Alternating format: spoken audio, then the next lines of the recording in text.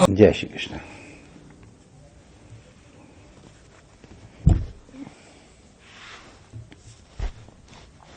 नारायण नारायण नारायण नारायण। हमारे गुरुदेव भगवान कहते थे, बेटा अपने मन मंदिर में रोज झाड़ू लगाया करना। मन मंदिर में गाफला, झाड़ू रोज लगाया कर। अत्यंत सावधान रहना चाहिए। कितनी भी खिड़कियां बंद हों, कितने भी दरवाजे बंद हों, कमरे में कहीं न कहीं से धूल प्रविष्ट हो ही जाती है। अगर उस धूल को झाड़ा न जाए, इकट्ठा न किया जाए, दूर न किया जाए, तो इकट्ठा हो जाती है और उसमें नाना प्रकार के कीट पतंग भी उत्पन्न हो जाते हैं। इसलिए जैसे कमरे में रोज झाड़ू लगाई जाती है, उसी तरह अपने मन मंदिर में भी रोज झाड़ू लगाई करना चाहिए। माने काम है, क्रोध है, लोभ है, मोह है, ये न जाने किस रास्ते से घुस आवे, पता नहीं चलता है। अगर सावधान न रहा जाए तो इस तरह से वो प्रवेश करते हैं कि उनका भान ही नहीं होता है। इसलिए साधकों को, चाहे वो किसी भी आश्रम में हो और चाहे किसी भी अवस्था के हों, सावधानी हटी और दुर्घटना हुई। छत्रपति शिवाजी के जीवन की घटना है। अभी तो थोड़ी ही 100 वर्ष पहले की बात है।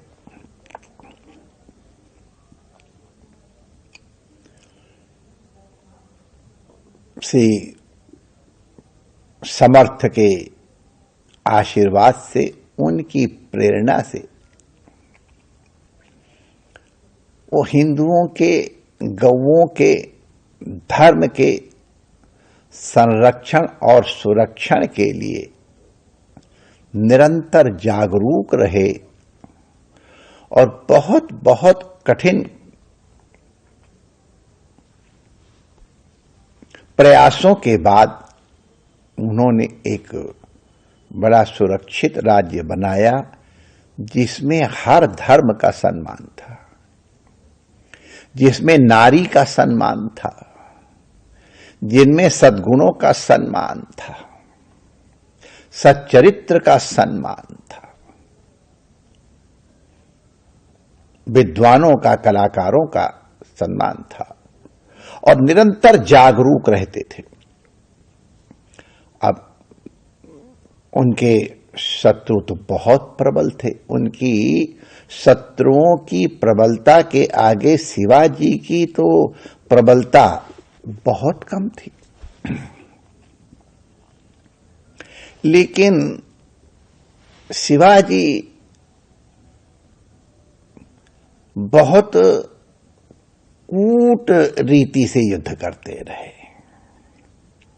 पर्वतों में चले जाना, भीलों को, वनवासियों को, इन लोगों को मिला करके, कई उनकी कथाएं हैं, हम उनके सबकी चर्चा नहीं कर रहे हैं। तो उस समय राज्य की सीमाओं की सुरक्षा के लिए किलों का होना बहुत आवश्यक था। तो बड़े बड़े किले, छोटे छोटे किले शिवाजी ने जीते।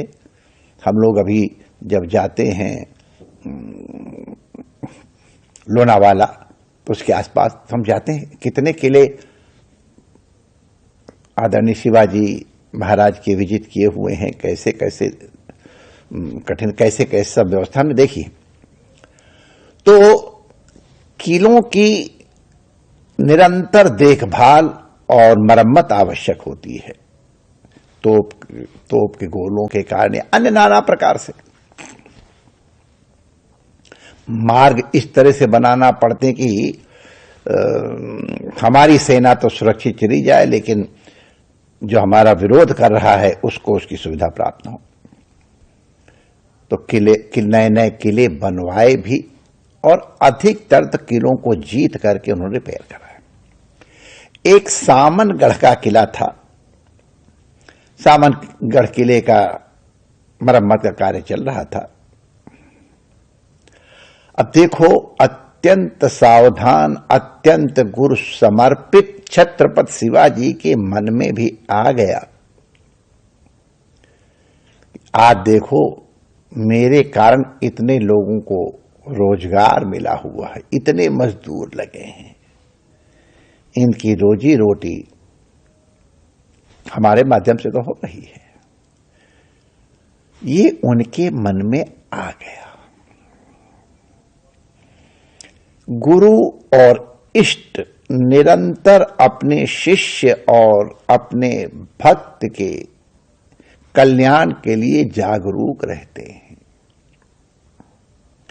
जैसे नारद जी को देख करके कि उर अंकुर्यो गर्भ तर भारी और बेग समय डारियों उखारी,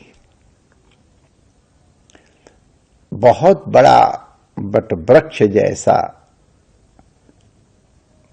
गर्भ का वृक्ष लग गया, उसका अंकुर निकल आया है। अंकुरित अवस्था में अगर इसको काट दिया गया तो समाप्त कर दिया गया तो आसान, नहीं तो फिर वो कठिनाई से दूर होगा। उसी तरह छत्रपति शिवाजी के मन में अभिमान आया है। ये समर्थ श्री गुरु रामदास जी महाराज को पता चल गया, तो बेग समय डारी हो खाली के संकल्प से लंगोटी लगा करके हाथ में आशा ले करके जय जय रघुवीर समर्थ करते हुए आ गए। शिवाजी ने प्रणाम किया, धन्य हो गुरुदेव आप पधारे। हाँ हाँ, अरे तुम इतना बड़ा कार्य कर रहे हो, तुम्हारे कारण इतने लोगों को रोजी रोटी मिल रही है, वाह वाह। हमने कहा चलो देखा कैसा कार्य चल रहा है। शिवाजी को और पोषण मिल गया। गुरुजी भी कह रहे हैं मेरे कारण इतने लोगों को पोषण प्राप्त हो रहा है। होम्योपैथिक दवाई में रोग को निवारण करने के पहले इसको उभारते हैं और उभार करके फिर उसका निवारण करते हैं। समर्थ ने भी कुछ इसी तरह की लीला की। किला देखा उन्होंने, इधर उधर देखकर बड़ी प्रशंसा की। किले का मार्ग बन रहा तो बीच में एक बहुत बड़ा पत्थर पड़ा हुआ था। ये बनी हुई घटना है। तो समर्थ ने पूछा कि शिवा ये पत्थर क्यों नहीं हटा रहे हो? कहा महाराज ये थोड़ा बड़ा पत्थर है, बड़ा कार्य है, थोड़ा सड़क पूरी बन जाए तो इसको फिर सुविधा से कर लेंगे। नहीं नहीं नहीं, समर्थ ने कहा बीच में कार्य अधूरा नहीं छोड़ना चाहिए, इसको हटाओ तोड़ो। तो अब समर्थ की आज्ञा हो गई है तो वो तो होना ही था। तो समर्थ की आज्ञा से वो पत्थर तोड़ा गया। अच्छा, नासिक के क्षेत्र में इस तरह के पत्थर बहुत हैं। ये संसार के प्राचीनतम पत्थरों में से हैं। किसी में तो ऐसे ऐसे लड्डू बने हैं, तो जैसे प्याज के गोले होते छिलके होते ऐसे होते। उस तरह के पत्थर हमने केवल वहीं देखे और कहीं देखे नहीं। एक बीच में गोल, फिर उसके ऊपर किनारे किनारे लाइन, फिर एक और लाइन, फिर एक और लाइन। मैंने कितनी लाइन, कई तरह के इस तरह पत्थर वहां अद्भुत है। तो वो जो पत्थर तोड़ा गया तो पत्थर अंदर से खोखला था, जैसे ओखली होती है ना, ओखली के समान उसमें चारों तरफ से बंद पत्थर के अंदर एक कटोरा जैसा, ओखली जैसा बना हुआ था और उसमें पानी था। जैसे उसको तोड़ा गया, उस पत्थर के बीच में से, उस पानी में से एक मेंढकी निकली और कूद के बाहर चली गई। समर्थ राम कहते हैं, वाह भाई शिवा, धन्य है तू। देखो, बाहर तो इतने लोगों को तू काम दे ही रहा है, पत्थर के अंदर मेंढकी के भी खाने पीने का और रहने का तूने इंतजाम कर दिया, शाबाश। छत्रपति शिवाजी को पता चल गया, अरे मैंने कहा इस पत्थर के अंदर इतना बड़ा खोखला बनाया, इसमें पानी डाला, खाने पीने के इंतजाम किए, तो करने धरने वाला कोई और ही है। समर्थ का इशारा क्या है, छत्रपति शिवा समझ गए कौन किसको खिलाने वाला है। सब अपने भाग्य का और परिश्रम का खाते हैं, सबका देने वाला तो वो है। किसी एक व्यक्ति के मैंने सुना था कि जो दान करता था तो सिर झुका करता था, जैसे कि उसको बड़ी लज्जा लग रही है। बहुत लोग तो 2 पैसे का दान देंगे और 4 पैसे का पत्थर लगवाएंगे। कई लोग अपने दान को दिखा करके करने की कोशिश करते हैं। कई जब मैंने देखा कोई लोग ऐसे नोट फैला के दिखाते कि मैं इतने रुपए आपको भेंट कर रहा हूं। माय डियर, जितने लोग तुम्हारे दान को देखेंगे या सुनेंगे, वो सब तुम्हारे दान में हिस्सेदार हो जाएंगे। बताया तो यह जाता है कि अगर दाहिने हाथ से दान दिया जा रहा तो बाएं हाथ को भी नहीं पता चलना चाहिए। तो खैर, वो बेचारा दान देता था और सिर झुकाए रहता था। तो किसी ने पूछा कि आप सिर झुका करके क्यों दान देते हैं? कहते मुझे बड़ी शर्म लगती है। क्यों शर्म लगती है? कि देनहार कोई और है, देत रहे दिन रैन, और लोग नाम मेरा धरे या से नीचे नैन। मुझे शर्म लगती, देने वाला तो कोई और है, मैं तो खाली उनका एक माध्यम हूं, लेकिन लोग मेरा नाम लगाते, इसलिए मैं मारे लज्जा के सिर झुका लेता हूं। ये भावना होनी चाहिए। तो छत्रपति शिवाजी समझ गए, मेरे मन में जो इतने लोगों को रोजगार देने का अभिमान हो गया था, ये हमारे अभिमान से ही तो पतन होता है। मुझे पतन से बचाने के लिए गुरुदेव इतना परिश्रम करके चल करके आए और प्रत्यक्ष दिखा दिया कि इस पत्थर के अंदर कोटर में भी जो सब इस मेंढकी का पालन करता है, वही इन सब का पालन करता है। छत्रपति शिवाजी गुरुदेव के चरणों में गिर गए, प्रभु मुझसे अपराध हुआ, आपका उद्देश्य मुझे समझ आ गया, सावधान रहना शिवा। राज्य किसी और का है तो केवल एक निमित्त मात्र है।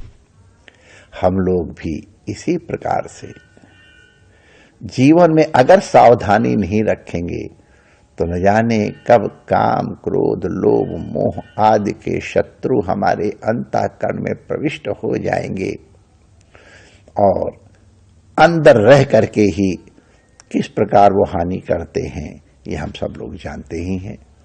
तो हमारे गुरुदेव कहते थे, मन मंदिर में गाफला, झाड़ू रोज लगाया कर।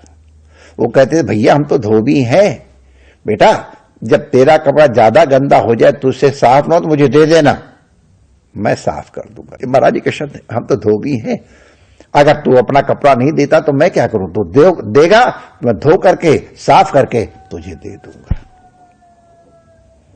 तो धोबी के पास कपड़ा देना हमारा काम है, झाड़ू लगाना हमारा काम है। जितनी बाहर की सफाई आवश्यक है, उतनी अंतःकरण की सफाई भी आवश्यक है। परमात्मा आपका मंगल करे। जय श्री कृष्ण।